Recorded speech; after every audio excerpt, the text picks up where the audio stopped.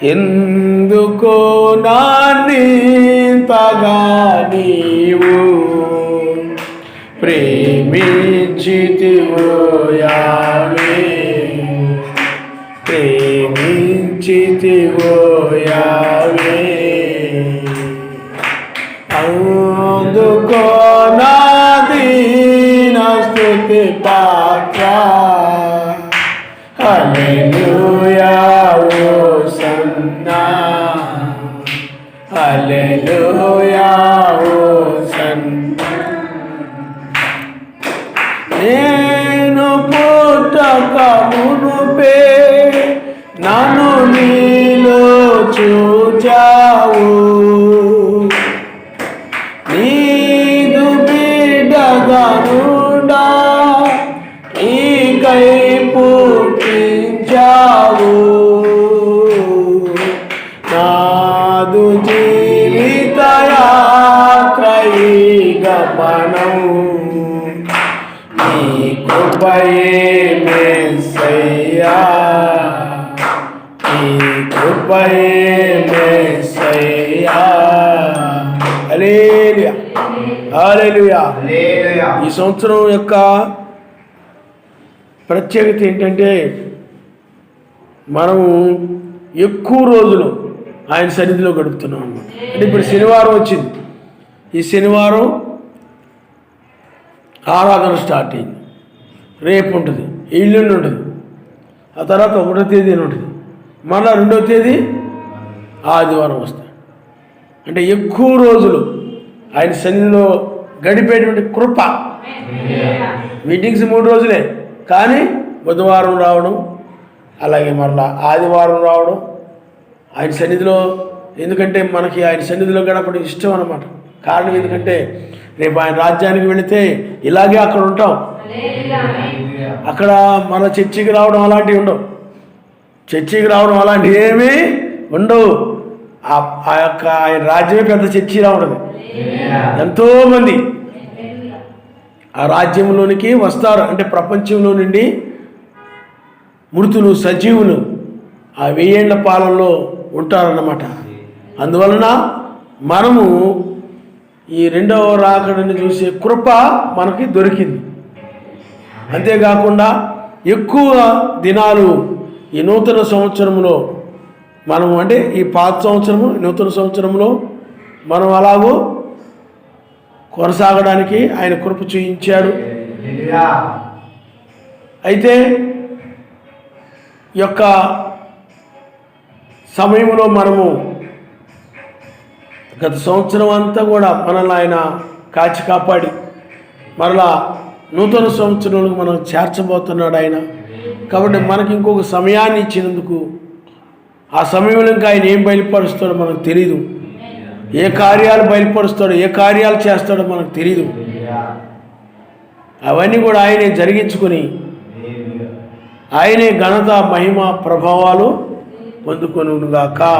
హల్లెలూయా, హల్లెలూయా. ఎందుకంటే ఆయనే మన రక్షకుడు, రాజులకు రాజు, మన సృష్టికర్త, మన కోసము ప్రాణం పెట్టినవాడు. ఆ కలవరి శిలువలో మనల్ని తీసుకొని వెళ్ళడం కోసమై మనం రక్షించేటువంటి వర్తమానమును ఆయన అనుగ్రహించిన వాడు. ఆయన ఇప్పుడు ఏ విధంగా ఉన్నాడో బయలుపరుచుకున్నాడు. ఆయన గొర్రెపిల్లగా లేడు, ఆయన యూదా గోత్రం సింహముగా ఆయన ఉన్నాడు. లోకములో వాళ్ళకైతే ఆయనకి గొర్రెపిల్లగా ఉన్నాడు. ఇంకా ఆయన గొర్రెపిల్లగా ఉన్నాడు. ఆయన ఆ కలవరి శిలువలో నీ కోసం ఆయన ప్రాణం పెట్టాడు, ఆ గొర్రెపిల్ల అని చెప్పి వాళ్ళు ఆ విధంగా ఇంకా చెప్పుకుంటూ ఉన్నారు. కానీ ఆయన ఇప్పుడు న్యాయాధిపతిగా మారాడని, ఇప్పుడు న్యాయాధిపతిగా ఉన్నాడని, కృపా సింహాసనం మీద నుండి తీర్పు సింహాసనం మీదకి ఆయన మారాడని మనం ఎరిగి ఉన్నాం. ఆయన నామనిస్తాం. హల్లెలూయా. ఆయన కృపా సింహాసనం మీద లేడు, అందుకనే లోకానికి సువార్త ద్వారము మూయబడింది. కృపా సింహాసనం మీద ఉన్నప్పుడే లోకానికి వెలుగు ఉంది. ఆయన వెలుగు ఆయన కృపా సింహాసనం మీద ఉన్నందువలన లోకానికి ఏముంది? సువార్త వెలుగుంది. అయితే ఆయన కృపా సింహాసనం మీద, తీర్పు సింహాసనం మీద మారేటప్పటికి లోకం మీదకి ఏమొచ్చిందంటే చీకటి వచ్చేసింది. ఇప్పుడు ఆ వెలుగు యొక్క తీర్పు సింహాసనం మీద ఉండగా ఈ తీర్పు దినములో ఆ వెలుగు, వాక్య వెలుగు ఆయన వధువు మీద మాత్రమే పడతా ఉంది. ఆయన హల్లెలూయా. లోకం అంతా ఎక్కడుంది చెప్పండి? సువార్త కింద లేదు, చీకటిలో ఉంది. ఎందుకనంటే ఆయన కృపా సింహాసనం మీద లేడు, కానీ తీర్పు సింహాసనం మీద ఆయన ఉన్నాడు. అందుకని 7 దినములైన తర్వాత మెస్సయ్య కూడా తిరిగి లేచి 8వ దినములు నవకాలంలో కూడా 7 దినములైన తర్వాత 8వ దినములో వాళ్ళు ఓడలోకి వెళ్ళిపోయారు. ఎక్కిరమ్మని స్వరమును బట్టి ఈనాడు కూడా మనము 8వ దినములో ఎక్కిరమ్మనే స్వరమును బట్టి పైకి కొనుపబడుతున్నాం. ఆయన హల్లెలూయా, హల్లెలూయా. అందువల్లనే మనము ఆయనను మనము ప్రేమిస్తూ ఉన్నాము కనుక ఆ క్రియలన్నీ కూడా ఆయన క్రియలన్నీ కూడా మనము నెరవేరుస్తూ ఉన్నాం. అంటే చూడండి, నీ యొక్క క్రియలన్నీ కూడా నీ విశ్వాసాన్ని తెలియజేస్తూ ఉన్నాయి. విశ్వసించావు కాబట్టి క్రియలన్నీ చేస్తున్నావు. అందుకనే నీతిమంతుడు విశ్వాస మూలముగా జీవించును. నీతిమంతుడు విశ్వాస మూలంగా జీవిస్తాడు. విశ్వాసము ద్వారానే రక్షించబడతారు. కాబట్టి విశ్వసిస్తున్నావు కనుక ఆయన్ని, ఈ లోకాన్ని విడిచిపెడుతున్నావు. అంటే ఆ యొక్క క్రియ అనేది నీ విశ్వాసాన్ని తెలియజేస్తా ఉంది. ఆయన హల్లెలూయా. ఈ యొక్క సాయంకాల వేళలో మనము కీర్తన గ్రంథము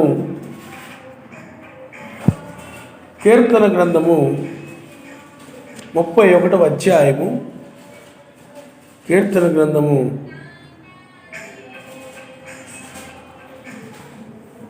31వ అధ్యాయము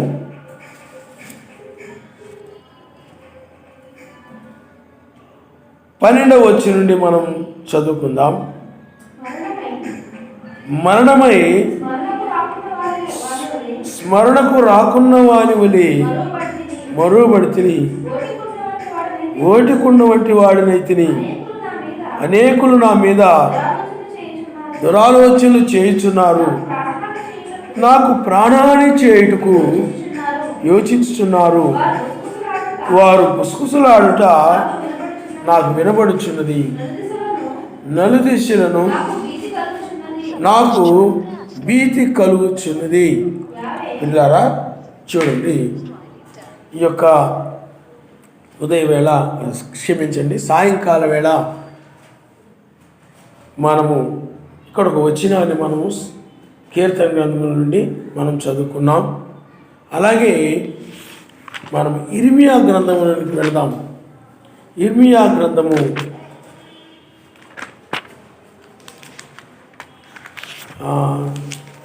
2వ అధ్యాయము, ఇర్మియా గ్రంథము 2వ అధ్యాయము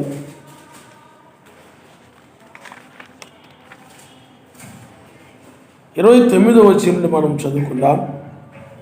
మీరందరూ నా మీద తిరుగుబాటు చేసిన వారు నాతో ఎందుకు వాదించుదురని యావే అడుగుచున్నాడు. నేను మీ పిల్లలను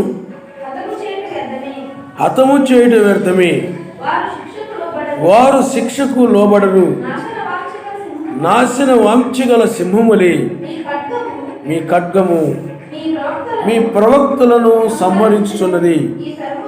ఈ తరము వారులారా, యావే సెలవిచ్చు మాట లక్ష్య పెట్టుడి. నేను ఇజ్రాయేలునకు అరణ్యములనైతినా, గాఢాంధకార దేశములనైతినా, మేము స్వేచ్ఛగా తిరుగులాడు వారమైతిమి. ఇకను నీ యొద్దకు రామని నా ప్రజలేలా చెప్పుచున్నారు. కన్యక తన ఆభరణములను మరచిన, పెండ్లి కుమారి తన వడ్డానమును మరచిన, నా ప్రజలు లెక్కలేని దినములు నన్ను మరిచి ఉన్నారు. ఆయన నామముస్తాను. హల్లెలూయా, హల్లెలూయా. ఈ సాయంకాల వేళలో మనము నేర్చుకుని వర్తమానము, కన్యక తన ఆభరణములను మరచునా. ఇక్కడ మనం కీర్తన గ్రంథం 31 వచనంలో కూడా స్మరణముకు రాకుండా నేను మరోబడి తిని అని మనం చదువుకున్నాం. స్మరణకు రాకుండా అంటే గుర్తుకు రాకుండా, జ్ఞాపకానికి రాకుండా నేను మరోబడి తిని, మరణమై స్మరణకు రాకున్న వాని వలె మరోబడి తిని, ఓటికుండ వంటి వాడినై తిని. ఇక్కడ దావీదు ఎప్పుడు కూడా దావీదు మెస్సయ్యకు పోలికగా ఉన్నాడు, మెస్సయ్యకు సాదృశ్యంగా ఉన్నాడు.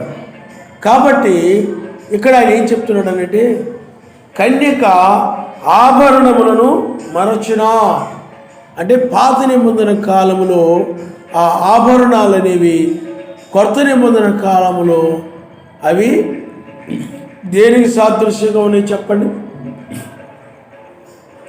ఆభరణాలు ఆత్మ సంబంధమైనటువంటి నీ యొక్క క్రియలకు అవి సాదృశ్యంగా ఉన్నాయి. ఆయన హల్లెలూయా. క్రియల చేత అలంకరించుకో. చూడండి, మీరు అవేంటో మనం చూద్దాం. 1వ పేతురు రాసిన పత్రిక 3వ అధ్యాయము 3వ అధ్యాయము 3వ వచనం మనం చదువుకుందాం. 1వ పేతురు రాసిన పత్రిక 3వ అధ్యాయం 3వ వచనం.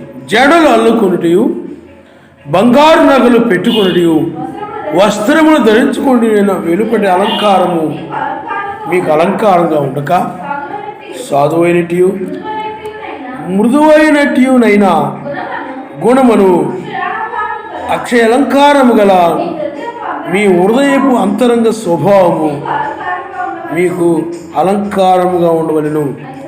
అది సర్వశక్తిమంతుని దృష్టికి మిగుల విలువ గలది. సాధువైనట్టు మృదువైనట్టునైనా గుణమును అక్షయ అలంకారము గల మీ హృదయపు అంతరంగ స్వభావము మీకు అలంకారముగా ఉండవలెను. ఆ స్వభావం ఏ స్వభావం? అది సాధువైనట్టు మృదువైనటువంటి ఆ యొక్క అక్షయమైన అలంకారం ఇది, అది స్వభావం అని చెప్తున్నాడు. కాబట్టి మృదువైనట్టు సాధువైనట్టు ఆ స్వభావము సంఘానికి, అందరూ కూడా సాధు స్వభావంతో ఉండడము, సంఘంలోని వాళ్ళు మృదు స్వభావంతో ఉండడము, మృదువుగా మాట్లాడడము అంటే ప్రేమగా మాట్లాడడము, ప్రేమగా ఉండడం, ఒకరి పట్ల ఒకరు ప్రేమ కలిగి సాధు స్వభావం అంటే హాని చేసేటువంటి స్వభావం లేనివారుగా. వీడు చాలా సాధు స్వభావం, హాని చేయనటువంటి స్వభావం కలిగిన వారిని ఏమన్నారు చెప్పండి? సాధు స్వభావం కలిగిన వారు. ఇప్పుడు చాలామంది సాధువులు ఉంటుంటారు, సన్యాసులు ఏమండి, వాళ్ళు అరణ్యాల్లో ఎక్కడో ఉంటుంటారు. వాళ్ళు ఎవరికి కూడా హాని చేయకుండా అడవుల్లో ఉంటుంటారు. వాళ్ళు ఏ కీడు కూడా అందువల్ల మేలు చేసేవారిని ఆ సాధు స్వభావం కలిగిన వారు అంటారు. అంటే కీడుకు ప్రతి కీడు వాళ్ళు చేయరు. అలాగా మృదువుగా మాట్లాడతారు.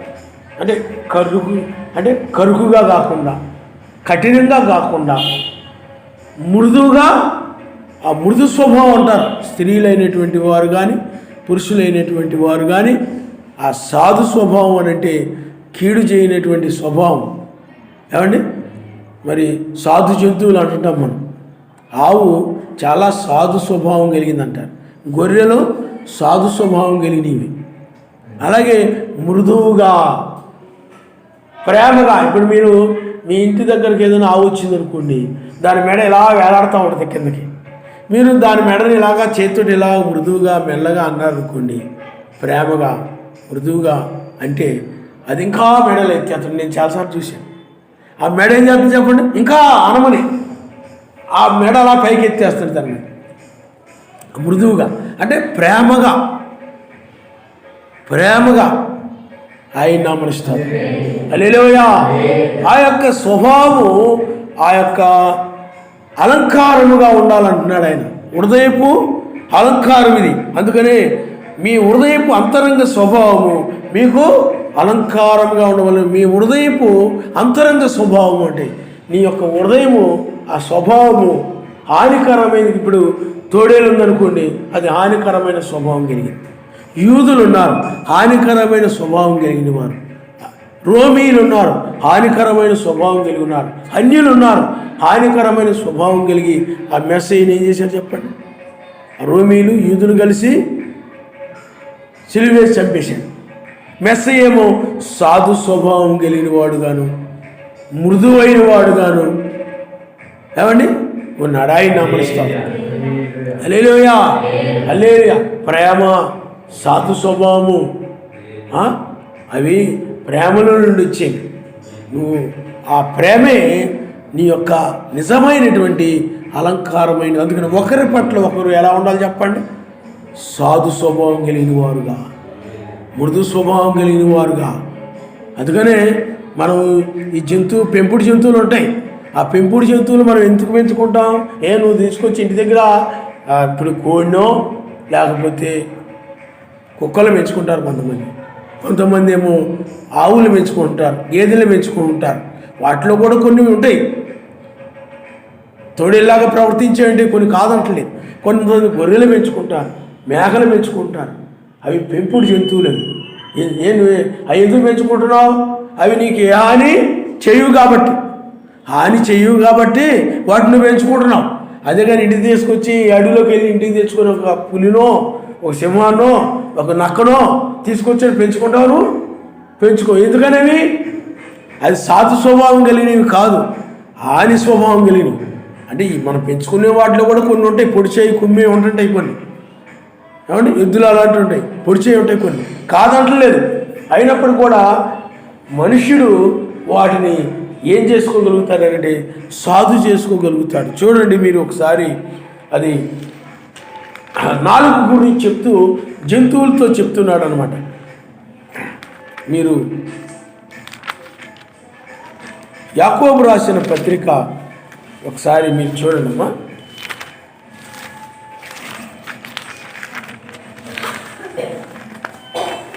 యాకోబు రాసిన పత్రిక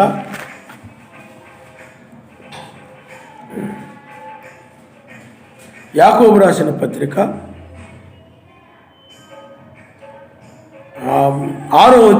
3వ అధ్యాయం 6వ వచనం మనం చదువుకుందాం. నాలుక అగ్నియే, నాలుక మన అవయవాల్లో ఉంచబడిన పాప ప్రపంచమై సర్వ శరీరమునకు మాలిన్యము కలుగు చేయుచు ప్రకృతి చక్రమునకు చిచ్చుపెట్టును. అది నరకము చేత చిచ్చు పెట్టబడదు. అయితే దీని గురించి నేను ఇప్పుడు చెప్పడం లేదు, కానీ తర్వాత వచ్చిన మీరు చదువు. మృగపక్షి, సర్ప, జలచరములలో ప్రతి జాతియు నరజాతి చేత అంటే నరుల చేత సాధు కాజాలును సాధు ఆయను కానీ. చూడండి, నరజాతి చేత నరుల చేత వృక్షాలు కానీ అంటే మృగ, పక్షి, సర్ప, జలచరముల్లో ప్రతి జాతియు నరజాతి చేత సాధు ఆయను కానీ. చూడండి, సాధు ఆయను కానీ అంటే సాధు స్వభావం. అంటే మనుష్యుడికి అవేమైనాయి అంట? సాధు కాజాలను సాధు ఆయను కానీ నాలుక మాత్రం అవలేదని అక్కడ. అయితే మనం నాలుగు గురించే మాట్లాడలేదు ఇక్కడ. అంటే స్వభావం అనేది ఎలా ఉంటుంది అనేది మనము ఎంత పొడవబోయేటువంటి ఎద్దునైనా కానీ దేన్నైనా కానీ దాని దగ్గరికి వెళ్ళి చక్కగా నువ్వు అలాగ మెడతో ఇలా ఇలా అన్నావు అనుకోండి, అది ఏమైపోతుంది చెప్పండి? సాధు స్వభావం వచ్చాయి. అంటే ఇంకా ఒక విధంగా చెప్పాలంటే మీకు బ్రెన్నాం గారు ఒక పుస్తకం మీద నేను చదివాను అనమాట. ఒక ఆవు ఉండేదంట. ఆవు ఏం చేస్తూ ఉండేదని అంటే చాలా గర్వంగా ఉండేదంట. గర్వంగా ఉండి ఎవరన్నా కనబడితే అని పొడి చేస్తుండేది. ఎలా కనబడితే ఇలాగా ఎప్పుడు చూసినా కానీ అది సీరియస్గా ఉంటుండేది అనమాట. ఎవరైనా కనబడితే పొడి చేస్తూ ఉండేది, పొగరబోతుగా ఉండేది అనమాట, గర్వంగా ఉండేది అనమాట. దాన్ని చూసి అందరూ కూడా భయపడిపోతుండేవారు, పారిపోతూ ఉండేవారు, భయపడిపోతూ ఉండేవారు. అది చాలా గర్వంగా ఉండేది అనమాట. అది ఒకసారి ఆ బ్రహ్మం గారు వర్తమానానికి సంబంధించిన పుస్తకం తినేసి, అది గొడ్రాలంట. తిన్న తర్వాత దానికి ఏమొచ్చిందని అంటే సాధు స్వభావం వచ్చేసిందంట. సాధు స్వభావం వచ్చేసి ఆ తర్వాత దానికి గొడ్రాలుగా ఉన్నది కూడా దానికి గర్భం కూడా వచ్చిందంట. ఎందుకు ఈ మాట చెప్తున్నానంటే సాధు స్వభావము అంటే అది ఆ తర్వాత సాధువుగా అంటే క్రూరత్వం అంతా పోయింది దానిలో. అది ఏ యొక్క హింసించినటువంటి పొడవునటువంటి ఆ స్వభావం అంతా పోయి చాలా మెల్లగా తయారైపోయింది. దీనత్వంతో వచ్చేసింది, అది నెమ్మది వచ్చేసింది దానికి, ఆ సాధు స్వభావం వచ్చేసింది. అందుకని వాక్యం వల్ల నీకు ఏమొస్తుంది చెప్పండి, మెసేజ్ కూడా సాధు స్వభావం కలిగి ఉన్నాడు ఆయన. అది అందుకని సాధు స్వభావమును మృదు స్వభావమును, మృదువుగా ఉండడము, ఇతరుల పట్ల కటువుగా కాకుండా. ఇప్పుడు మనం చూడండి, మన చేతికన్నా ఆయిల్ అయిందనుకోండి, అది మృదువుగా ఉంది. అలాగే నీవు కూడా కింద ఏదైనా పడిపోయింది. ఇప్పుడు మనం టైల్స్ కొనేటప్పుడు చూసాము, ఇలా చేతుంటే చాలా మృదువుగా వెళ్ళిపోతుంది. అదే గరుగ్గా ఉందనుకోండి, కొంచెం ఎలా ఉంటుంది చెప్పండి, బాధ కలిగేసేవి. అదే మృదువుగా ఉంటే బాధ అయింది నీకు చేతితో అన్నప్పుడు. అలాగే నీ మాట కానీ, నీ ప్రవర్తన కానీ, నీ క్రియలు కానీ మృదువుగా. నువ్వు ఒక చిన్న బిడ్డతో ఎలా వ్యవహరిస్తావు, చిన్న బిడ్డని ఎలా ఎత్తుకుంటావు, నీకు అర్థమవుతుంది. లేకపోతే ఒక గ్లాసుని ఎలా పట్టుకుంటాను, గాజు గ్లాసు, స్టీల్ గ్లాసు కానీ గాజు వస్తువు ఉందనుకోండి, చాలా జాగ్రత్తగా పట్టుకుంటాం, చాలా మృదువుగా పట్టుకుంటాం. ఎందుకంటే అది గట్టిగా అది పట్టుకుంటే పగిలిపోతాను, లేకపోతే కింద పడిపోతే పగిలిపోతాను. ఆ పసిబిడ్డని ఎలా పట్టుకుంటారు చెప్పండి, చాలా మృదువుగా చిన్నగా పక్కన పెట్టడం. దాన్ని చాలా జాగ్రత్తగా పిల్లోడిని లేదా పాపని ఎవరిని పసిబిడ్డని అలాగా ఆ పసిబిడ్డ పట్ల ఎలా ఉంటావో నువ్వు మృదువుగా చిట్టి కుజ్జి అని మర్యాదగా మాట్లాడతావు. యాక్టివిటీలో నరిసేవని కూడా ఏమైపోతారు చెప్పండి, అరిసి ఆ అరుపులకి ఆ కేకలకి భయపడిపోయి కేకలు వేసేస్తాడు. అందుకని నువ్వు చాలా ప్రేమగా మాట్లాడుతావు. మీకు అర్థమైందా, చాలా ప్రేమగా మాట్లాడతావు. అందుకనే పౌలు గారు అంటారు, నేను చిన్న బిడ్డలతో మాట్లాడినట్టు మీతో మాట్లాడితే అంటాడు ఆయన. హల్లెలూయా. అలాగా ఒకరి పట్ల ఒకరు ఎలా ఉండాలి చెప్పండి, సాధు స్వభావంతో ఉండాలి, మృదు స్వభావంతో ఉండాలి, అలాగ ప్రేమతో ఉండాలి. అది నిజమైనటువంటి అలంకారము. ఆయన అలాంటి అలంకరణలు. అయితే ఇక్కడ మరి సర్వశక్తివంతుడు అలాగ ఉండమన్నాడు, అదే వాక్య ప్రకారంగా ఉండమన్నాడు ఆయన. కానీ ఎప్పుడైనా కానీ నీవు ఆ యొక్క వాక్యం మీరిపోయినప్పుడు భయపడాలని చెప్తాడు బైబిల్. ఆయన ఇప్పుడు మనము ఏ ఒక్క వాక్యముని మేరకుండా ఆయన ఏం చెప్పాడు దాని ప్రకారం నడుస్తూ ఉన్నావు అనుకోండి, నువ్వు భయపడవలసిన పని లేదు. ధైర్యం కలిగిన వారంగా ఉంది మనది బైబిల్. కానీ నువ్వు భయపడక ఉండగోరితివా, మేలు చేయమనుడు. అంటే ఎప్పుడైతే నువ్వు మేలు చేస్తూ ఉంటావో, వాక్య ప్రకారం నడుస్తూ ఉంటావో, నీ సర్వశక్తిమంతుని ఎదుటి నువ్వు ధైర్యం కలిగిన వ్యక్తిగా ఉంటావు అన్నమాట. కానీ ఎప్పుడు భయపడాలి, ఇప్పుడు పిల్లవాడు ఉన్నాడు అనుకోండి, లేకపోతే ఎవరైనా కానీ పెద్దవాళ్ళైనా ఎవరైనా కానీ పిల్లలు ఉంటారు అనుకోండి, వాళ్ళు ఏం చేస్తారంటే వాళ్ళ అమ్మ వాళ్ళు ఎక్కడి నుంచో ఏదో ఒక వస్తువు కొనుక్కొస్తారు. ఆ వస్తువు కొనుక్కొచ్చినప్పుడు అది కింద పడి పగిలిపోయింది అనుకోండి, భయపడిపోతారు. తప్పు చేసాను, మా అమ్మ వచ్చిందనుకో తిట్టేస్తుంది, మా నాన్న వస్తే ఏమైనా అంటాడేమో, భయపడతారు. అంటే నువ్వు తప్పు చేసినప్పుడు, పొరపాటు చేసినప్పుడు ఏం చేయాలి చెప్పండి, భయపడాలి. ఆయన నామనిస్తాడు. హల్లెలూయా, హల్లెలూయా. వాక్యం మీరిపోయినప్పుడు ఏం చేయాలి, భయపడాలి. అందుకని సర్వశక్తిమంతుడు ప్రతి విషయంలో ఆయన భయపడి ఉండమని ఆయన అంటలేదు.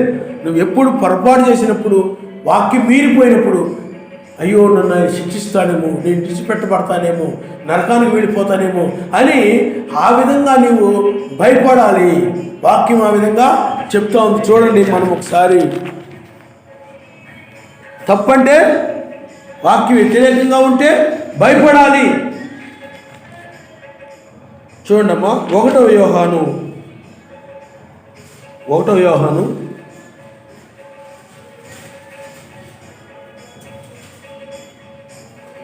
3వ అధ్యాయము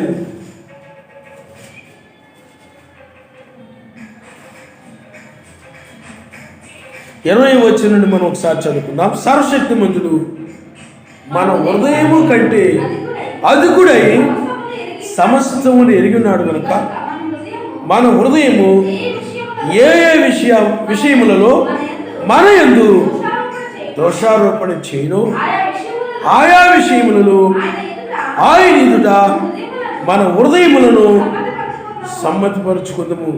పిల్లారా, మన హృదయము మన యందు దోషారోపణ చేయని ఎడల సర్వశక్తిమంతుని ఎదుట మనము ధైర్యము గలవారమును ఆయన నామమునిస్తాడు. హల్లెలూయా. అంటే ఆయన వాక్య ప్రకారంగా నువ్వు ఎల్లప్పుడూ ప్రార్థన చేస్తూ మాట ఎందు క్రియందు సమస్తం ఆయన నామం పేరణ చేస్తూ అలాగ వాక్య ప్రకారంగా నడుస్తూ పరిశుద్ధంగా జీవిస్తున్నావు అనుకోండి. ఇలాగ సాధు స్వభావం కలిగి మృదు స్వభావం కలిగి నువ్వు జీవిస్తూ ఉన్నట్లయితే ఏమీ భయపడాల్సిన పని లేదు. అందుకని మనకు ధైర్యము గలవారగుదుము అని ఆయన నామమునిస్తాడు. హల్లెలూయా, హల్లెలూయా. అలాగే మనము రోమీయులకు రాసిన పత్రిక 13వ అధ్యాయము చూడడం ఒకసారి. అక్కడ కూడా పౌలు గారు ఏం చెప్తున్నారంటే,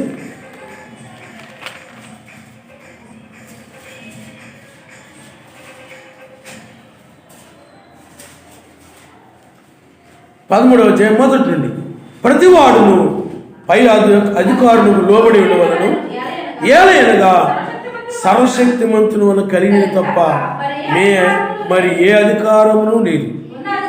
ఉన్న అధికారములు సర్వశక్తిమంతుని వల్లనే నియమింపబడి ఉన్నవి.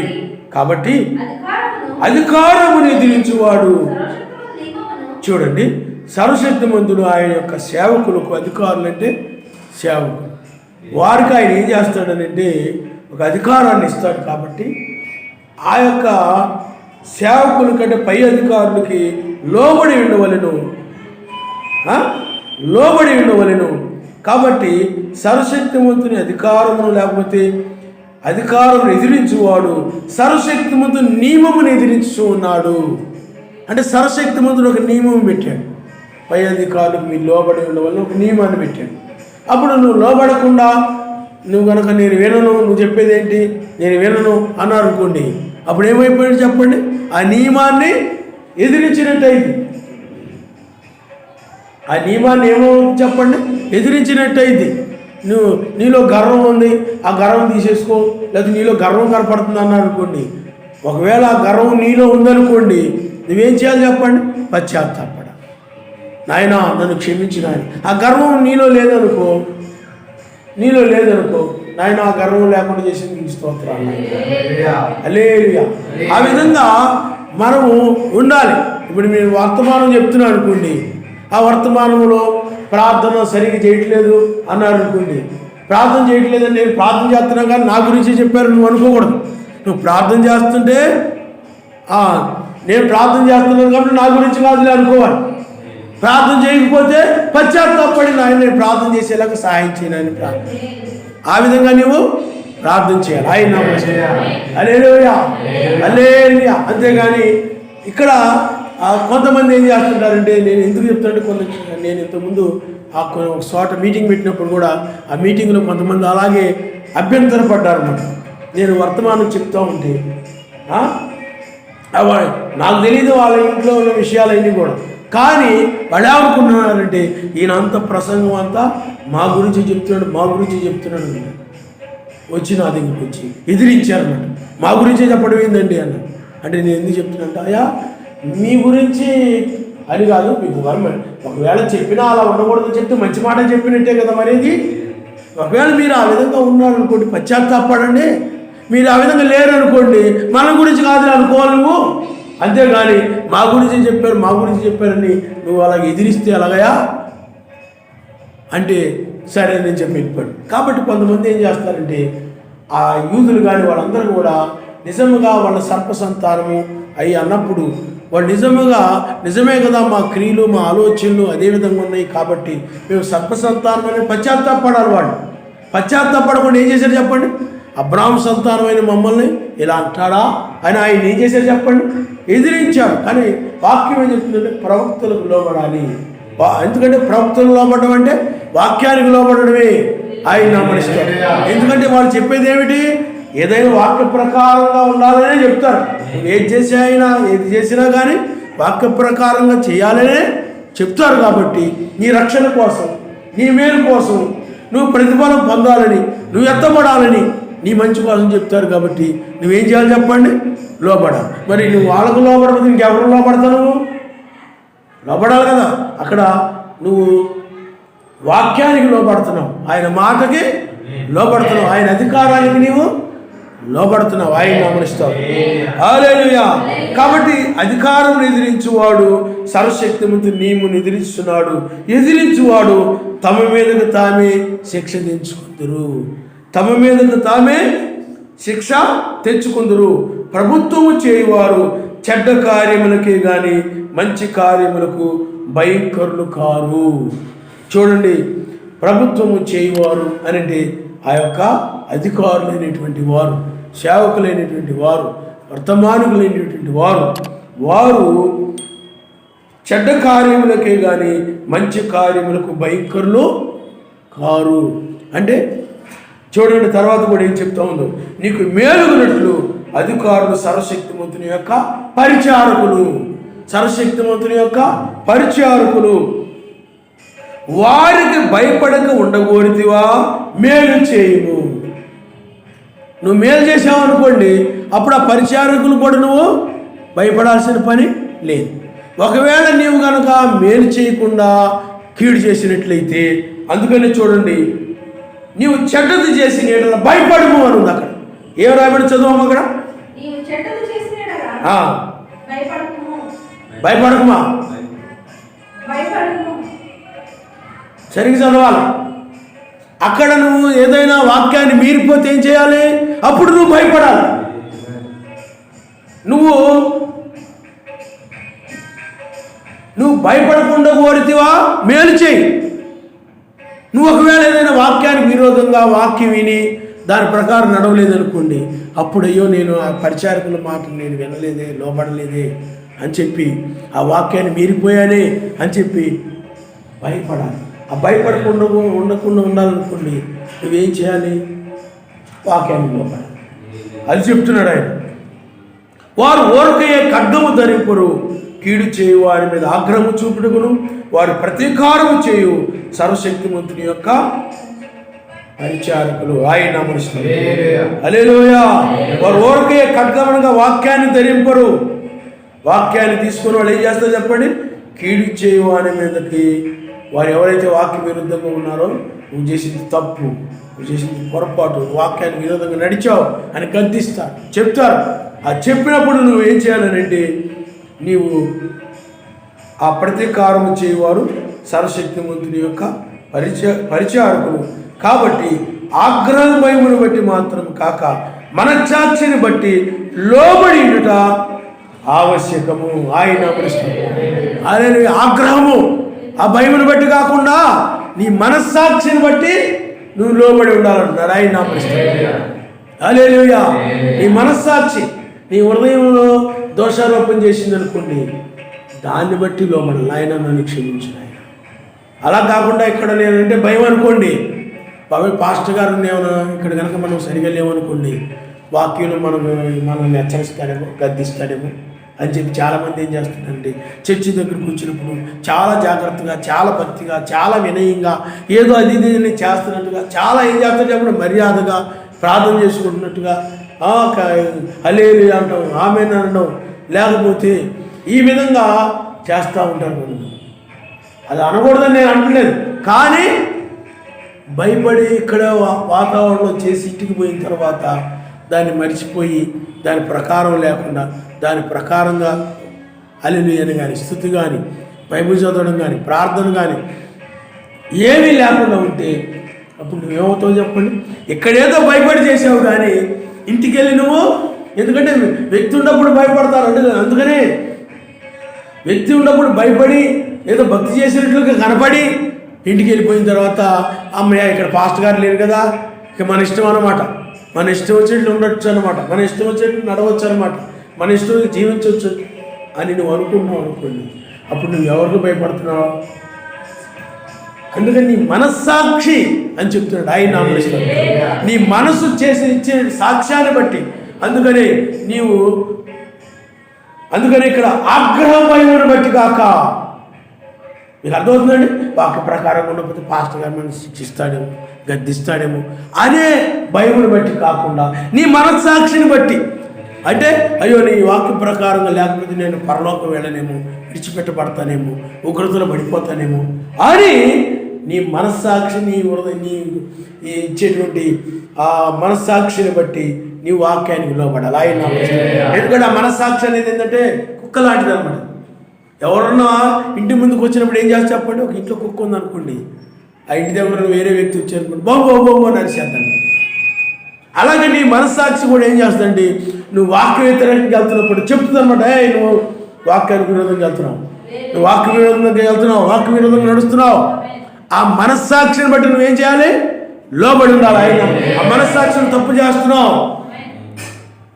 టీవీ చూడడానికి వెళ్తున్నావు అనుకోండి, టీవీ చూడడానికి వెళ్తున్నావు, అది తప్పు అని మనస్సాక్షి చెప్పింది అనుకోండి, తప్పు అని చెప్పినప్పుడు దాని వైపు వెళ్ళకుండా, తప్పు అని చెప్పినప్పుడు ఆ మనస్సాక్షిని బట్టి ఆ వాక్యానికి నువ్వు లోబడి ఆ టీవీ దగ్గరికి వెళ్లకుండా వెళ్ళాలి. ఆయన అలాగనమాట మనస్సాక్షి. ఆ లోపల నుండి ఆ యొక్క కుక్కలాగా అది ఏం చేస్తే చెప్పండి, గద్దిస్తాం.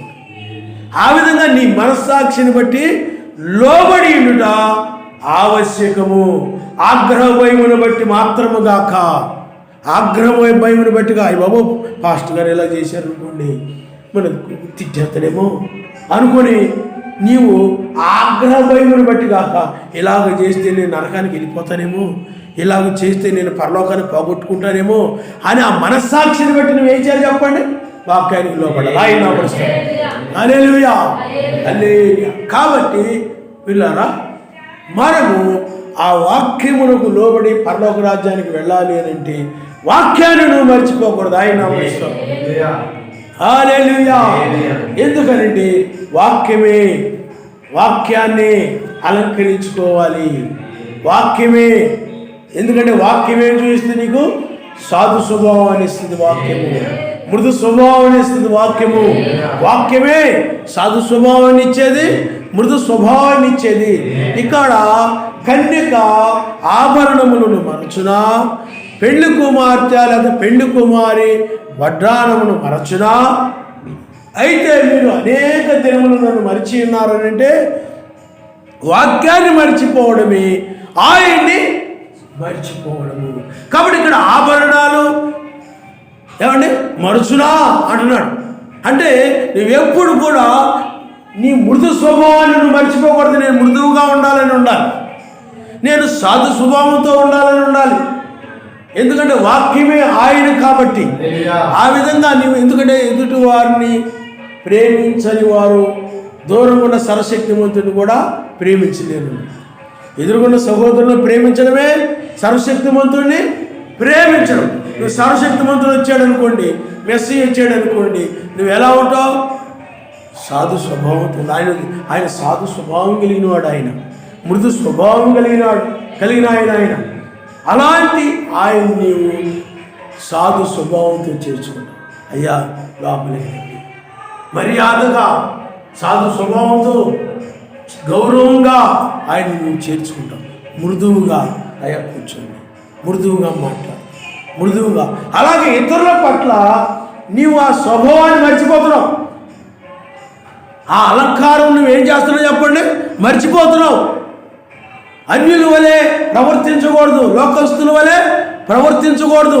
ఒకరి పట్ల ఒకరు, పిల్లలైనా పెద్దలైనా వృద్ధులైనా ఆ సమాజంలో ఒకరికొకరు ఎలా ఉండాలంటే ఆ మృదు స్వభావమును కలిగి ఉండాలి, సాధు స్వభావమును కలిగి ఉండాలి.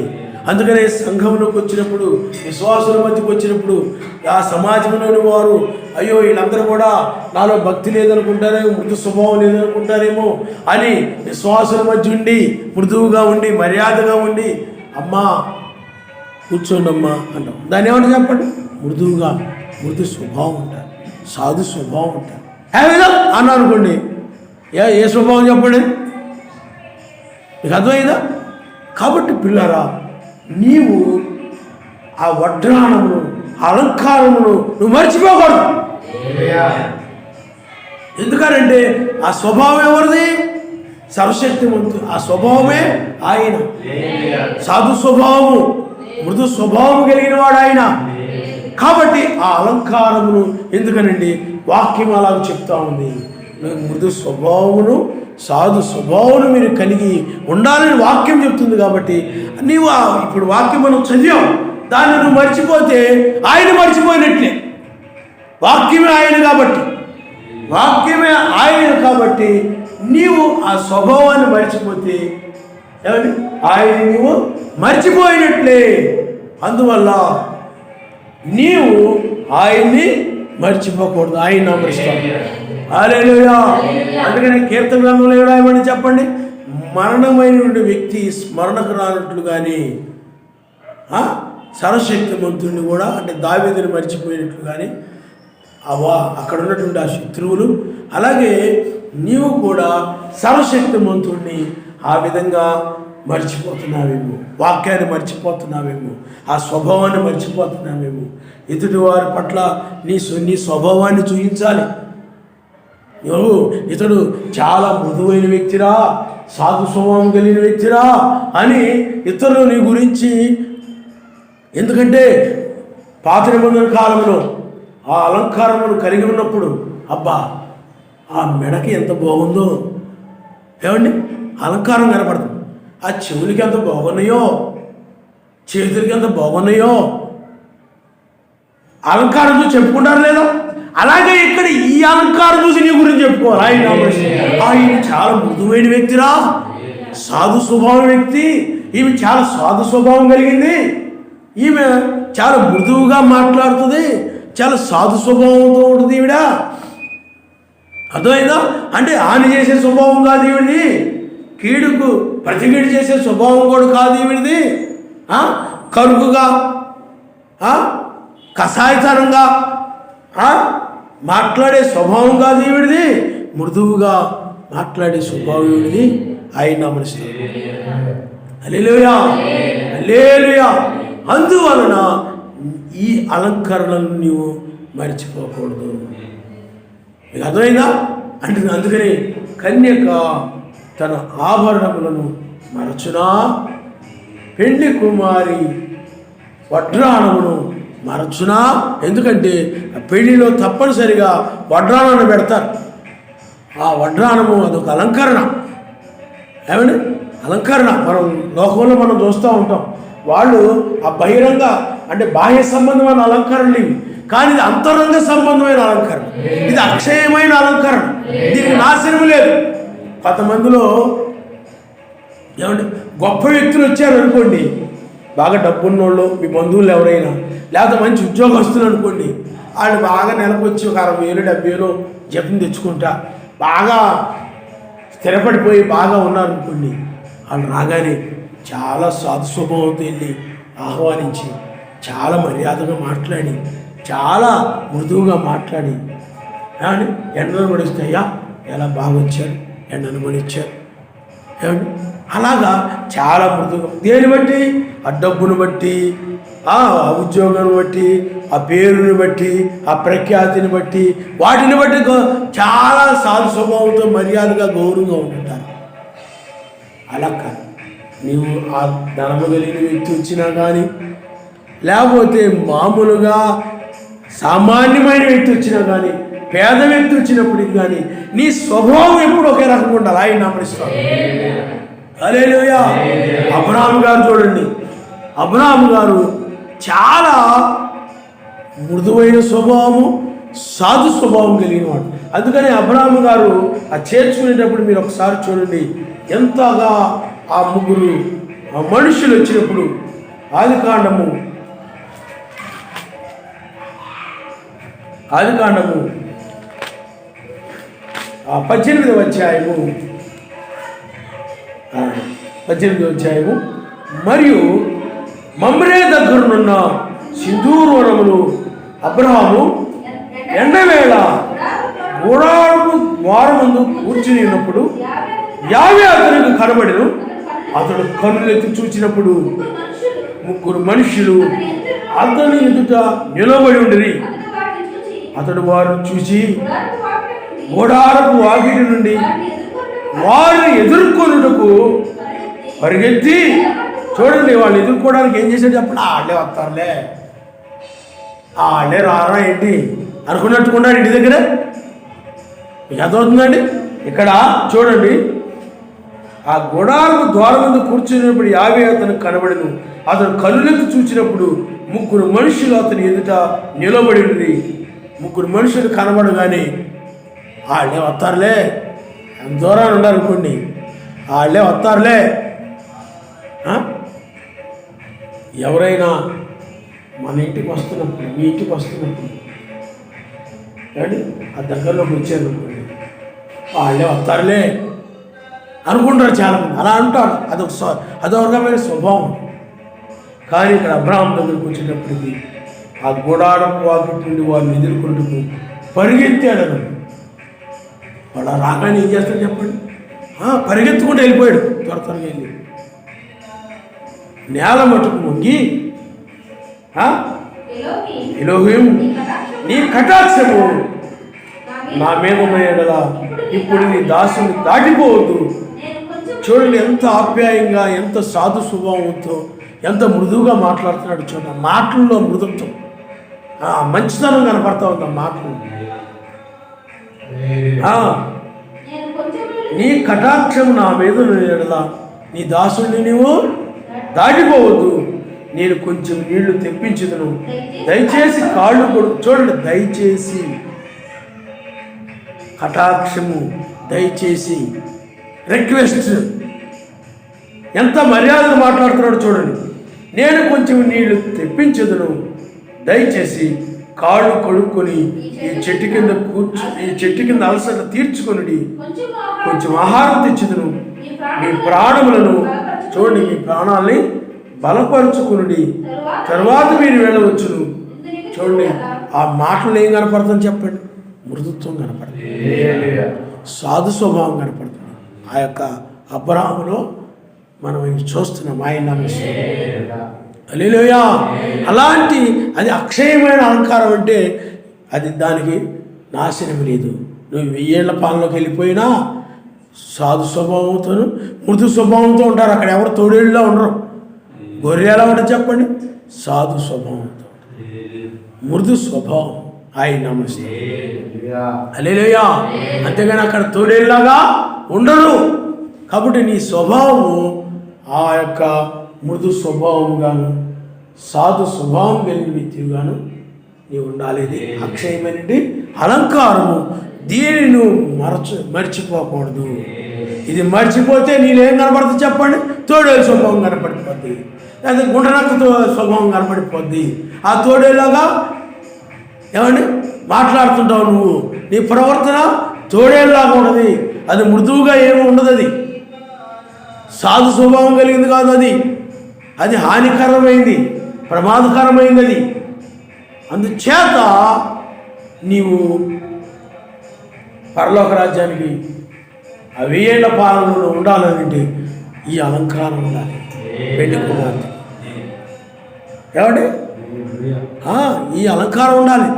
అందుకనే ఎస్తేరులో ఆ యొక్క రాజు ఏం చూశాడనంటే, చాలామంది ఉన్నారు రకరకాలుగా చక్కగా మేకప్లు వేసుకొని, చాలా అందంగా తయారైపోయి, మంచి ఖరీదైన బట్టలు వేసుకొని, టింగు మంటూ అటు ఇటు తిరుగుతూ ఉన్నారు, అటు ఇటు నడుస్తూ ఉన్నారు. ఏమండి, చాలా అందంగా ఉన్నారు, అందంగా తయారైపోయారు, చాలా అందంగా కనబడుతున్నారు చూడడానికి. ఎందుకంటే అందరూ కూడా బాహ్య సంబంధమైన వాటిని కూడా అలంకరించుకొని ఉన్నారు. ఆమెకు ఏమి అలంకరించాడో అది తప్ప అవేమి కోరుకుని. అంటే ఎవరు? వర్తమానికుడు, యాజకుడు సాదృశ్యంగా ఉన్నాయి. అవి ఏవైతే అలంకరణగా ఇవ్వబడినవి అవే తప్ప ఏమి కోరుకుని. వాళ్ళలాగా ఉండాలి, వీళ్ళలాగా ఉండాలి, వాళ్ళకంటే నేను ఇంకా బాగా తయారవ్వాలి, వీళ్ళకంటే నేను ఇంకా బాగా తయారవ్వాలి. మనం అలాగా గొప్పగా తయారైతే కదా మనం గౌరవించేది, మర్యాద చేసేది, ఆప్యాయంగా, అనురాగంగా, ప్రేమగా మనతో మాట్లాడాలంటే మనం అలా ఉంటే కానీ అప్పుడు మనం గౌరవిస్తారు అనుకుని మనుషులు ఏం చేస్తారు చెప్పండి, టిక్కుగా తయారైపోతారు. టిక్కు టిక్కు టిక్కు టిక్కు నడుపుతున్నారు కొంతమంది. అక్కడ ఎస్తేరు గ్రంథంలో కూడా అలా ఉన్నారు చాలామంది. అందంగా చక్కగా తయారైపోయి కొప్పులు పెట్టుకొని రింగులు పెట్టుకొని పెద్ద పెద్ద ఈ యొక్క గాజుల్లాగా ఎంత పెద్ద పెద్దవి పెట్టుకొని మన లోకంలో చూస్తూ ఉంటాం. రాజుగారిని ఆకర్షించాలి, రాజుగారు నన్ను చూసి రాణిగా ఎన్నుకోవాలని ఆ విధంగా అందరూ కూడా తయారైపోయారు. గెటౌట్ అన్నాడు.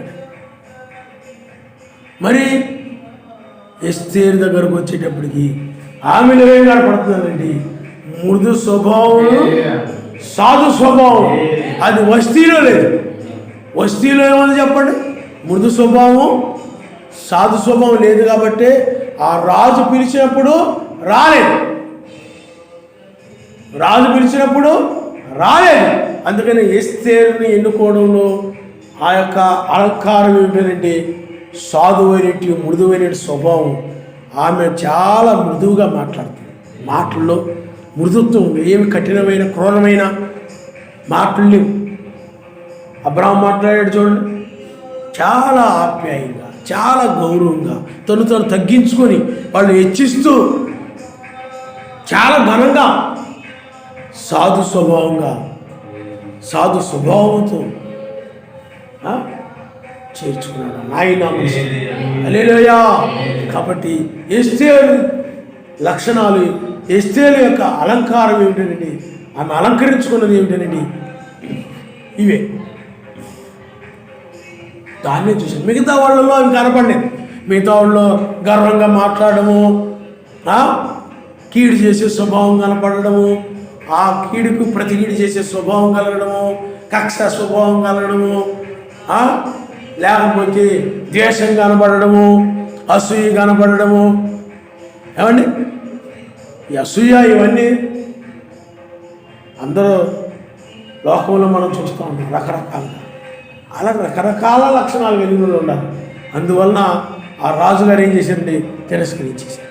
ఇప్పుడు కూడా ఆయన 1000 ఏళ్ల పాలనలో తన రాజ్యాన్ని తీసుకుని వెళ్ళడానికి తన వధువు అని అంటే పరిశుద్ధులే ఆయన యొక్క వధువు. ఒకరే కాదు, అందరూ కలిపి ఏమైనారు చెప్పండి? పురుషులు, స్త్రీలు, పిల్లలు, వృద్ధులు అందరూ కలిపి ఆయన వధువు అయి ఉన్నారు. కాబట్టి ఇప్పుడు ఆ సాధు స్వభావం కలిగిన వారిని తీసుకెళ్ళిపోతాడు. అంటే మృదు స్వభావము, సాధు స్వభావమును అలంకరించుకునేటువంటి అలాంటి పెండు కుమార్తెని ఆయన తీసుకుని వెళ్ళిపోతాడు. కాబట్టి నీవు ఎప్పుడు కూడా దాన్ని నువ్వు మరవకూడదు. ఆ స్వభావాన్ని మరిస్తే నువ్వు దేన్ని మరిచినట్టు చెప్పండి? ఆ అలంకారం నువ్వు మర్చిపోయినట్టు. ఎందుకంటే పెండు కుమార్తె వడ్రాణమును మరచునా, ఆ యొక్క కన్యక అలంకరణ మరచునా మరవదామే. ఆ కన్యక ఏం చేస్తే చెప్పండి? తప్పనిసరిగా అలంకరించుకుంది, ఆభరణాలతోటి అలంకరించుకుంది. పెళ్లి కుమార్తె కూడా అంటే పెళ్లి కుమారి అన్నా ఆ కన్యకన్నా ఒకటే. ఆ చక్కగా పెళ్లి కుమార్తె చక్కగా అలంకరించుకుంటుంది. అలంకరించుకోకపోతే ఆ పెళ్లి కళ లేదు. పెళ్లికి అలంకరించుకుంటారు, పెళ్లికి ప్రత్యేకమైన బట్టలు వేసుకుంటారు, పెళ్లికి ప్రత్యేకంగా అలంకరించుకుంటారు. అలాగే ఇప్పుడు కూడా నీవు మెస్సయ్య పెళ్లి కుమారుడుగా ఉన్నాడు కాబట్టి, నువ్వు పెళ్లి కుమార్తెగా ఉన్నావు కాబట్టి నీవు కూడా ఇప్పుడు చక్కగా ఈ యొక్క సాధువైనట్టు, మృదువైనట్టు అక్షయ అలంకారమును నువ్వు అలంకరించుకుని ఉండాలి. మర్చిపోదు. అన్నీ ధరించుకున్నానా లేదా అని అద్దం ముందు నిలబడి, పొడవు అద్దాలు ఉంటాయి, ఆ పొడవుగా ఉండే అద్దం ముందు నిలబడి అన్నీ కూడా చూసుకుంటుంది. నేను మర్చిపోదు. ఆ జ్ఞాపకం పెట్టుకుంటుంది. ఏమేమి ధరించుకోవాలి, ఏమేమి పెట్టుకోవాలి, ఏమి ధరించుకోవాలి. అలాగే నీవు కూడా ఎప్పుడు కూడా ఈ మృదువైన సాధువైన స్వభావం మర్చిపోకుండా ఎప్పుడు ధరించుకొని ఉండాలి. ఆయన అలాగే అందుకంటే అది అక్షయ అలంకారం, దానికి నాశనం లేదు. మిగతా అలంకారాలను నశిస్తాయి. ఇవి మీ తాత, మీ మా అమ్మ, మీ చేసేవాళ్ళు ఉంగరాలు, లేకపోతే మెళ్ళ బంగారం ఏమి ఉండేవనుకున్నాం పూర్వం. ఇప్పుడు ఉన్నాయి, నశించిపోయినాయి. ఎక్కడో ఎవరిలోనో అమ్మేసుకోవడం, వాళ్ళకో వీళ్ళకి ఇచ్చేసుకోవడం పోయాయి. అవి ఉండవు కదా. మరి పూర్వం రాజులు ఉన్నాయి, వాళ్ళు ఏం చేసేవాళ్ళు, ఎప్పుడులాగా బ్యాంకులు లేవు, ఎక్కడెక్కడో భూమిలో పాతి పెట్టేసేవాళ్ళు, కుండల్లో పెట్టి పాతి పెట్టేసేవాళ్ళు. కొన్ని దొరుకుతుంటే కొన్ని పోతాయి, అవన్నీ మళ్ళీ కరిగిపోతుంటాయి. కవసం దగ్గర తీసుకెళ్తే ఏమైపోతుంది చెప్పండి, కరిగిపోయి ఆభరణాలన్నీ ఏమైపోతాయి, ముద్దయిపోతాయి. అంటే వాడికి ఒక నాశనం అనేది ఉంది, కానీ వీటికి మాత్రము నాశనం అనేది లేదు. ఆయన నమస్కారం, హల్లెలూయా హల్లెలూయా. చూడండి, మెస్సయ్య ఒక సమయంలో ఒక పాపాత్మురాలైన స్త్రీని, ఈమె పాప ముందు పట్టబడింది, మీరు ఏం చెప్తారో చెప్పండి ఈమె గురించి. ధర్మశాస్త్రం ప్రకారము రాళ్ళతో కొట్టి చంపాలని ఉంది కదా అని అన్నప్పుడు అందరి చేతిలో రాళ్ళు ఉన్నాయి. ఆమె చాలా భయపడిపోతా ఉంది, వణిగిపోతా ఉంది, చాలా క్రూరంగా కనపడుతున్నారు, అని చాలా కషాయతనంగా తోడేళ్ళగా కనపడుతున్నారు. మెస్సయ్య ఏదైనా అవకాశం ఇస్తే రాళ్ళతో కొట్టి చంపేద్దాం అన్నట్టుగా చాలా భయంకరంగా కనపడుతున్నారు. కానీ ఆ సమయంలో ఆ మెస్సయ్య చూడండి, చాలా చక్కగా ఆమె పట్ల మాట్లాడాడు. ఆయన ఏమన్నాడు చెప్పండి, మీలో పాపము లేని వారు మొట్టమొదట ఆ రాయి వేయమన్నాడు. అలా అందరిలో ఉన్నాయి అండి, వాళ్ళ కళ్ళలో బోల్డ్ ఏమున్నాయి, దూలాలు నలుసులైన ఉన్నాయి. మరి ఎదుటోళ్ళే మాత్రం ఏం చేస్తారు చెప్పండి. అందుకని చాలామంది వాళ్ళకి పెద్ద పట్టించుకోరు, వాళ్ళలో మాత్రము ఏమి అవి మంచి అనుకుంటున్నారు వాళ్ళు చేసేయండి. ఎదుటోళ్ళ దగ్గరకు వచ్చేటప్పుడు ఏం చేస్తారు చెప్పండి, పట్టేసుకుంటుంటారు. తుమ్మినా పట్టుకుంటారు, దగ్గినా పట్టుకుంటే ఇదిగో దగ్గేసాం, ఇదిగో తుమ్మాం, ఇదిగో కూర్చున్నావు, నడిచావు, వంగావు, ప్రతి దానికి పట్టేసుకుంటాం. మీకు అర్థమైందా? అందుకని మెస్సయ్య ఏమన్నాడు చెప్పండి, మీలో మొట్టమొదట పాపం లేనివాడు ఆవిడ మీద రాయను, కానీ రాళ్ళు ఎక్కడో అక్కడ పడేసి. అందరిలో పాపాలు ఉన్నాయి, మరి అందరిలో పాపాలు పెట్టుకొని వాళ్ళందరిలో పాపాలు పెట్టుకొని ఆ పాపి ఈవిడ పాపి ఈవిడ పాపి అంటే ఎలా కుదురుతుంది? అవునా కాదంటారా? అప్పుడు ఆయన ఏమన్నాడంటే చాలా మృదువుగా మాట్లాడు, కుమారి ఏమన్నా పాపం ఇక చేయదన్నాడు. చాలా మృదువుగా సాధు స్వభావంతో మాట్లాడాడు ఆయన నమనిస్తాడు. అదే రాళ్ళు నేను ఉండబట్టి కాబట్టి సరిపోయింది, లేకపోతే ఏమైపోయింది నీకు, రాళ్ళతో కొట్టి నేను చంపేసేవాడు, ఎర్రవేషాలు ఎత్తనాడు అన్నాడా? అనలేదు. ఆయన నామడిస్తారు. హల్లెలూయా హల్లెలూయా. అందుకని ఆమెతో మృదువుగాను సాధు స్వభావంతో ఆయన మాట్లాడు. అందుకని మరలా ఒకరింటికి వెళ్ళాడు, ఆయన పరిచయం ఇంటికి. ఆడికి వెళ్ళినప్పుడు అతడు నీళ్ళు ఇవ్వలేదు, మర్యాద చేయలేదు, ఏమి చేయలేదు. ఒక స్త్రీ వచ్చింది. స్త్రీ వచ్చి ఆయన యొక్క వాక్యం విన్న తర్వాత ఆయన కొట్టలేదు, బాధేశాడా? నాలుగేమన్నా ఎందుకు పాపం చేశాడు, బాధేశాడా? ఆవిడ మనస్సాక్షే ఆయన వాక్యం విన్న తర్వాత ఏం చేసి చెప్పండి, పశ్చాత్తాపాన్ని పుట్టించింది. ఆయన నమరిస్తారు. హల్లెలూయా హల్లెలూయా. కలంగానే ఆవిడ వచ్చేసి ఆయన అక్కడ కూర్చొని ఉంటే ఆ పాదముల మీద పడి కన్నీరు గార్చి ఆ తల వెంట్రుకలతో తుడుస్తూ ఉన్నాను. చూడండి ఆమె ఎంత మృదువుగా, ఎంత సాధు స్వభావంతో, ఎంత ప్రేమగా ఆయన పాదముల దగ్గర ఆమె వ్యవహరించిందో మనం చూస్తుంటాం. హల్లెలూయా హల్లెలూయా. అప్పుడు ఆయన అంటాడు, నువ్వు విస్తారంగా ప్రేమించితివి కనుక. చూడండి ఆ ప్రేమలో ఏమని చెప్పండి, అది ఆ యూదుల్లో ఉన్నది ఆ ప్రేమ, ఆ సాధు స్వభావం. దయ్యం పట్టినోడు బయల్జెబూలు, దయ్యమును బయల్జెబూలు వల్లనే దయ్యమును వెలగొడుతూ ఉన్నాడు, పాపం వల్ల జన్మించాడు, రకరకాలుగా అంటున్నారు ఆయన. కానీ ఈ పాపాత్ములైన స్త్రీ వచ్చింది, అలా అందా అంది. ఏం చేసి చెప్పండి, చాలా ప్రేమగా ఆయన పాదములను పట్టుకొని ఏమండి విస్తారంగా ఏడ్చేసింది. ఆ తల వెంట్రుకల్ని చాలా మృదువుగా తుడిచేసింది తల వెంట్రుకలతో. కన్నీటినంతా కూడా తుడిచేసింది.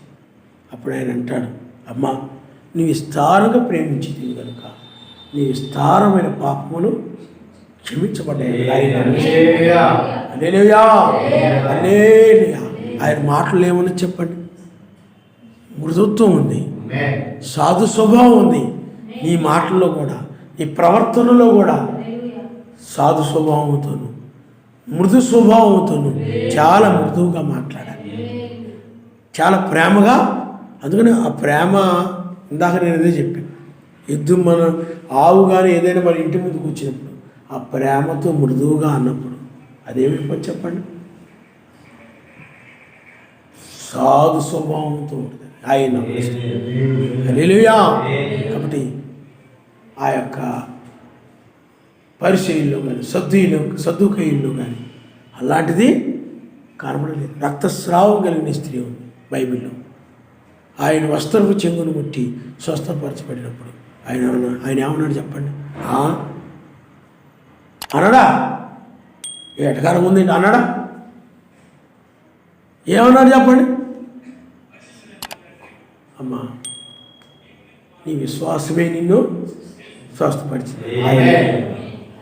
హల్లెలూయా, హల్లెలూయా. అలాగా ఆయన చాలా మృదు స్వభావంతో సాధు స్వభావం కలిగిన వ్యక్తిగాను ఆయన ఉన్నాడు. కాబట్టి ఆ రాజ్యంలోనికి వెళ్ళాలనంటే నువ్వు కూడా మృదు స్వభావంతో సాధు స్వభావం కలిగి ఉండాలి.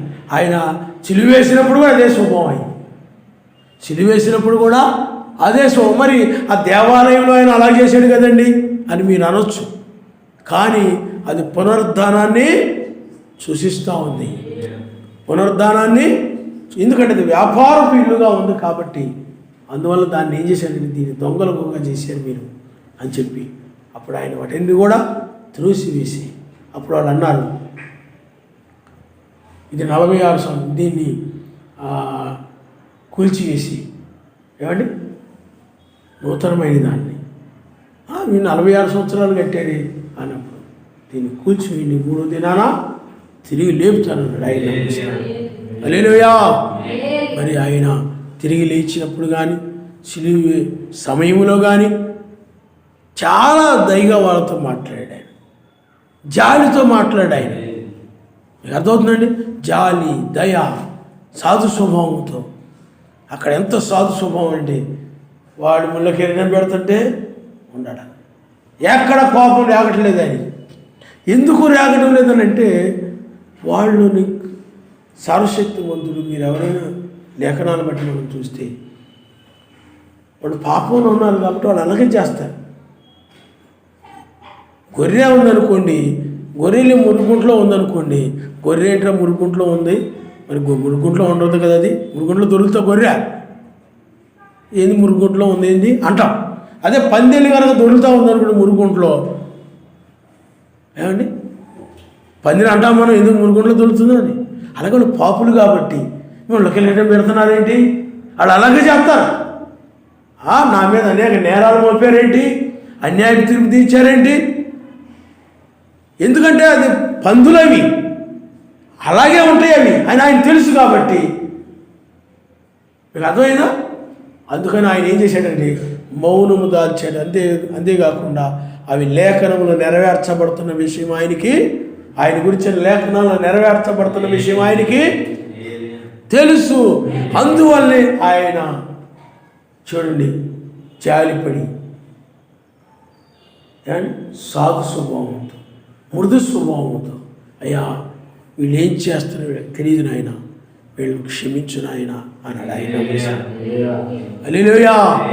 వీళ్ళు ఏం చేస్తున్నారు వీళ్ళకి తెలియదు, వీళ్ళు ఎలా నడుస్తున్నారు, చాలా చిత్రహింసలు పెడుతున్నారు, బాధలు పెడుతున్నారు, అవన్నీ చేస్తున్నా కానీ చాలా మృదువుగా మాట్లాడాడు ఆయన. మాటలో మృదుత్వం ఉంది, ఆయనలో సాధు స్వభావం కనపడతాం.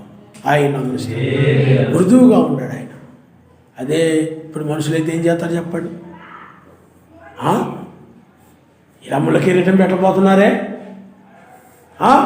ఇలాగా ప్రక్కలో అది గుద్దేస్తున్నారే, నీ ఎవరన్నా ఒక మాట అనగానే ఏం చేస్తావు చెప్పండి, 100 మందికి చెప్పేస్తాం. అవునా? ఎవరైనా నిన్ను దెబ్బేశారనుకోండి, నువ్వేం చేస్తావు చెప్పండి? 100 మందికి చెప్పేస్తావు. కొట్టాడు 100 ఊరంతా తీసుకొచ్చేస్తాం. ఈ బంధువులందరూ తీసుకొచ్చేస్తాం, అందరినీ లాక్కొచ్చేస్తాం. కానీ మెసేజ్ ఎలా చేశాడా? శిష్యులారా రండి, నాతో స్వస్థత పొందిన వాళ్ళు ఎవరున్నారు వాళ్ళు రండి, నా ఉపమానాలని మారు మనసు పొందిన వాళ్ళు ఎవరున్నారు రండి, కళ్ళు తెరవబడిన వాళ్ళు, కాళ్ళు బాగైన వాళ్ళు అందరూ రండి అన్నాడు ఆయన. రండి, వీళ్ళందరూ నన్ను సిలివేస్తున్నారు, మన సంగతి దేని సంగతి తెలుసుకుందాం అన్నాడు ఆయన. అది మృదు స్వభావం కాదు, సాధు స్వభావం కాదు. ఆయన నామనిస్తారు. హల్లెలూయా. ఒకసారి మీరు యాకోబు రాసిన పత్రిక మీరు ఒకసారి చూడండి. యాకోబు రాసిన పత్రిక మనం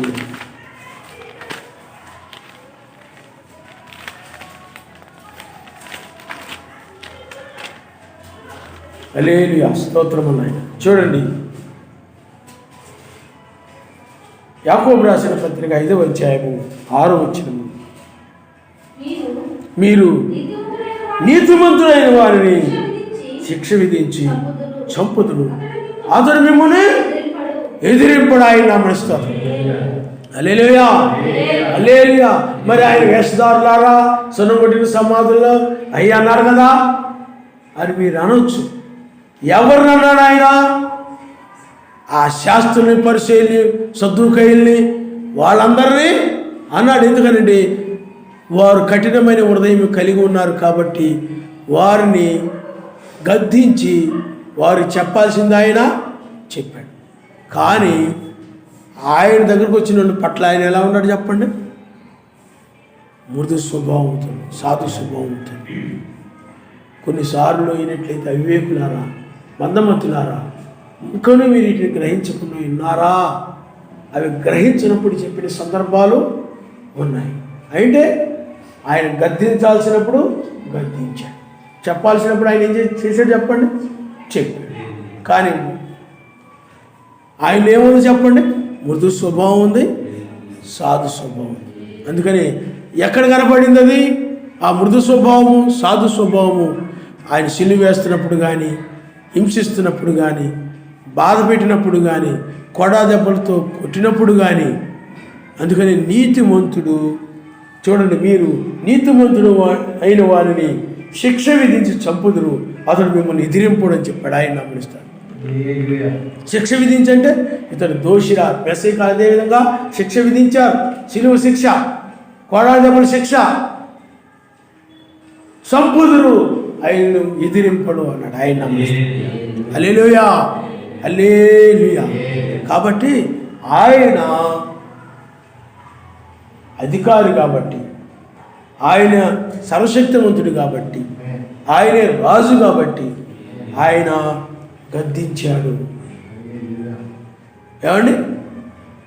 ఆయన ఏం చేశాడు చెప్పండి? గద్దించాడు. ఎందుకు గద్దించాడు?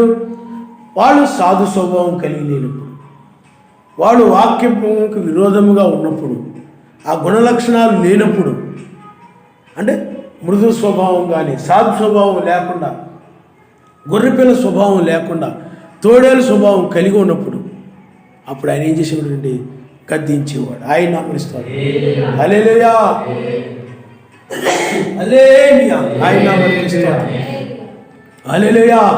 అలాగే శిష్యులను కూడా గద్దించిన సందర్భాలు ఉన్నాయి. చెప్పాడు ఆయన. ఇస్కరియోతు యూద వచ్చినప్పుడు, ముద్దు పెట్టి అప్పగిస్తున్నప్పుడు, చెలికాడా ఏరా అన్నాడా? చెలికాడా, నువ్వు ముద్దు పెట్టి అప్పగిస్తున్నావా? ఆయన నమ్మనిస్తాడు. నా శత్రువా అని కూడా అనలేదు, నా విరోధి అని అనలేదు.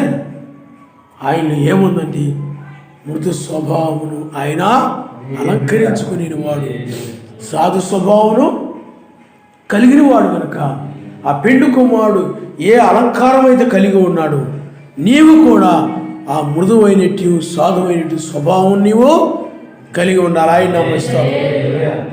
హల్లెలూయా. వాళ్ళే పైకి వెళ్ళిపోతారు. అందువల్ల నువ్వు ఆ స్వభావాన్ని మర్చిపోకూడదు. ఆ స్వభావాన్ని మర్చిపోవడమే ఏమైనది? అలంకారమును లేకపోతే అలంకరణను లేకపోతే ఆభరణాలు నువ్వు మర్చిపోవడమైనది. ఆభరణాలు మర్చిపోవడమే సర్వశక్తిమంతుడిని నీవు మర్చిపోవడము. అందువల్ల నువ్వు ఎక్కడికి వెళ్ళినా, ఏ ప్రాంతంలోనికి వెళ్ళినా, నువ్వు ఎక్కడున్నా కానీ నీవు మృదు స్వభావం కలిగిన వ్యక్తివిగా ఉండాలి. సాధు స్వభావం కలిగిన గొర్రె వలె నీవు ఉండాలి. అందుకని సాధు జంతువు ఆ గొర్రె హాని చేయదు. అలాగా నీవు సాధు స్వభావం కలిగిన వారుగా, వినయం కలిగిన వారుగా, గౌరవం కలిగిన వారుగా, మర్యాద కలిగిన వారుగా, ఎదుటి వారేళ్ళ మిమ్మల్ని మీరు తగ్గించుకొని ఇతరుల పట్ల ఆ విధంగా ప్రేమగా ఉండాలి. తగ్గించుకొని ఆ విధంగా కానీ గర్వంగా ఉన్నట్టయితే అదేమవుతుంది చెప్పండి? సాధు స్వభావం అవ్వదు. అదేమవుతుంది? తోడేలు యొక్క స్వభావం అవుతుంది. కాబట్టి పిల్లారా, నువ్వు ఎత్తబడాలంటే, పై కొనుకోబడాలంటే అక్షయ అలంకారం నువ్వు మర్చిపోకుండా ఉండాలి. దాన్ని ఎప్పుడు నువ్వు ధరించుకొని ఉండాలి. అంటే ఇక్కడ సాధు స్వభావంతో ఉండి, మృదు స్వభావంతో ఉండి, ఇంటికి వెళ్ళిపోయిన తర్వాత కనుక నువ్వు తోడేళ్ళలా ఉన్నావు అనుకోండి, నువ్వు కూడా ఏమైపోయాడు చెప్పండి? నువ్వు అక్షయ అలంకారాన్ని నువ్వు తీసేసావని అర్థం, మర్చిపోయావని అర్థం. దాన్ని మర్చిపోయావు. మృదు స్వభావంతో ఉండాలని, సాధు స్వభావంతో ఉండాలని ఆ స్వభావాన్ని నువ్వేమైపోయావనండి? ధరించుకోకుండా మర్చిపోయావు. అందుకని దాన్ని ఎప్పుడు నువ్వు ధరించుకొని ఉండాలి. అది అక్షయాలంకారము.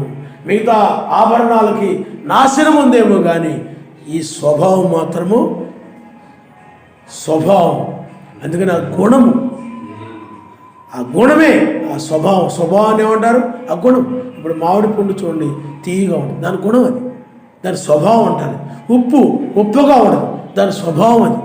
పంచదార తీయగా ఉండదు, దాని స్వభావం అది. తేనె తీయగా ఉండదు, ఆ గుణం. నీ స్వభావం కూడా ఏంటండి? మృదుత్వం కలిగి ఉండే గుణము, సాధుత్వం కలిగి ఉండేటువంటి గుణము ఆయన నమస్తం. అందుకని సర్కస్ వాళ్ళ గురించి మీకు బాగా తెలుసు. ఆ సర్కస్ వాళ్ళు చూడండి, సాధువు అయిపోతాయి ఆ సర్కస్లో వాడికి. అవి కుర్చీ ఎక్కమంటే ఎక్కుతాయి, దిగమంటే దిగుతుంటాయి. సింహాలైనా, పులులైనా, ఎలుగుబంట్లైనా, కుక్కలైనా సైకిల్ దొక్కమంటే దొక్కేస్తుంటాయి. ఏనుగు ఉంటుంది, బాల్ ఆటలు ఆడుతూ ఉంటాయి ఏనుగులు. స్టూల్ మీద నిలబడిపోతూ ఉంటాయి, సాధువు అయిపోతాయి. ఎక్కడ కూడా ఏం చేయాలి చెప్పండి? ఎదిరించు వాటిని. మృదువుగా ఆ మృదుత్వాన్ని బట్టి ఏమైపోతుంది చెప్పండి? అవి లోబడిపోతాయి. ఆయన హల్లెలూయా, హల్లెలూయా. ఆ మృదు స్వభావం కావాలి నువ్వు ఎత్తపడాలంటే, ఆ మృదుత్వము కావాలి. అందుకని వాటిని చూడండి, అవి చిన్నతనము నుండి వాటిని పెద్ద అయ్యాక కాదు. పెద్ద అయితే ఈ సాధు స్వభావం రావు. ఒక 5-6 సంవత్సరాలు పులిని తీసుకొచ్చి నువ్వు మార్చమంటే అది మారదు. ఎందుకంటే దానికి అలవాటు పడిపోయింది. వేట మాంసానికి ఆటికి అలవాటు పడిపోయింది. చిన్నతనంలో నుండి నువ్వు దాన్ని అలాగా పెంచావు. చిన్నగా మెల్లగా దగ్గర తీసుకుని చిన్నతనంలోని దాన్ని ఆ బల్లెక్కించడం, ఈ బల్లెక్కించడం, అలా ఇలా చేయడం చేస్తే దానికి ఒక వయసు కూర్చోడానికి అలవాటు. అందుకని చిన్నతనంలో నుండే వాటిని ఏం చేస్తారు చెప్పండి? సాధు స్వభావంలోనికి ఆయన నామనిస్తాం. హల్లెలూయా, హల్లెలూయా. కాబట్టి పిల్లారా, ఎత్తబడాలంటే, పై కొనుకోబడాలంటే, అంటే ఒక విధంగా చెప్పాలంటే మెత్తని స్వభావం. అదేనా సాధు స్వభావం అంటే ఏమిటి చెప్పండి? ఇటుకట్టు ఉంగిపోయే స్వభావం, లోబడిపోయే స్వభావం. ఆ విధంగా లోపరుచుకుంటారు. సాధు స్వభావం ద్వారా ఏమైపోతుంది చెప్పండి? లోపరుచుకుంటారు. అవి సాధువుగా ఉన్నప్పుడే చిన్నప్పుడు అవి సాధు స్వభావం కలిగి ఉంటాయి. పెద్ద అయిన తర్వాత తెలిసిపోతాడు అన్నిటికీ. ఆ చిన్నతనంలోనే ఆ సాధు స్వభావం కలిగి ఉన్నప్పుడే మెల్లగా లోపరుచుకుంటారు. అప్పుడే కుర్చీ ఎక్కమంటే ఎక్కుతుంటాయి, దిగమంటే దిగుతుంటాయి, పరిగెత్తమంటే పరిగెడుతుంటాయి, తూకమంటే దూకుతూ ఉంటాయి. ఆ విధంగా ట్రైనింగ్ ఇచ్చేస్తారు. అవి ఆ పనులు చేస్తాం. అలాగా నీవు కూడా మృదు స్వభావమును సాధు స్వభావమును కలిగి ఉండాలా, ఎత్తబడాలి. ఆయన నమనిస్తాం. హల్లెలూయా, హల్లెలూయా. అది అక్షయ అలంకారము, అక్షయ అలంకారము. అందుకని వేడి పాలనలోకి వెళ్ళిపోతే ఆ విధంగానే ఉంటారు. అందరూ కూడా మృదు స్వభావంతోనూ సాధు స్వభావంతో ఉంటారు.